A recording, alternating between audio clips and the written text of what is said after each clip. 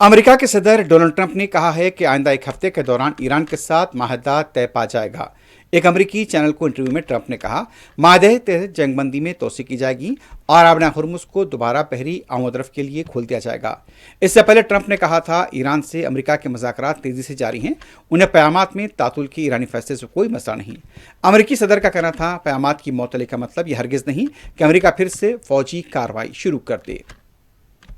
दूसरी तरफ अमेरिका के सदर डोनाल्ड ट्रंप और इसराइल के वज़ीर-ए-आज़म नेतन्याहू के दरमियान पीर की रात टेलीफोन पर राब्ता हुआ। यह राब्ता एक ऐसे वक्त में हुआ जब बेरूत के खिलाफ इसराइली फौजी कार्रवाइयों की तोसी को रोकने के लिए अमेरिकी दबाव की रिपोर्ट्स के दरमियान लेबनान में तसादुम के मुस्तकबिल पर नजरें लगी हुई हैं।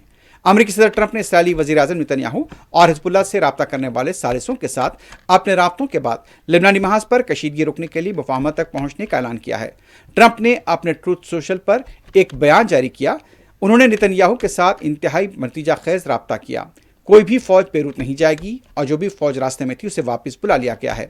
उन्होंने मजीद कहा कि आला सतह के नुमाइंदों ने हिजबुल्लाह से राब्ता किया, जिसने मुकम्मल जंगबंदी पर इत्तेफाक किया ताकि इसराइल उस पर हमला करने से बाज रहे। उसके बदले में वो इसराइल पर हमला करना बंद कर दें। ट्रंप ने बात जारी रखते हुए कहा, इसराइल उन पर हमला नहीं करेगा और वो इसराइल पर हमला नहीं करेंगे। ट्रंप का यह बयान एक ऐसी मुफाहमत की तरफ इशारा है जिसका मकसद अमन कायम करना और लेबनान में तसादुम के दायरे को वसी होने से रोकना है।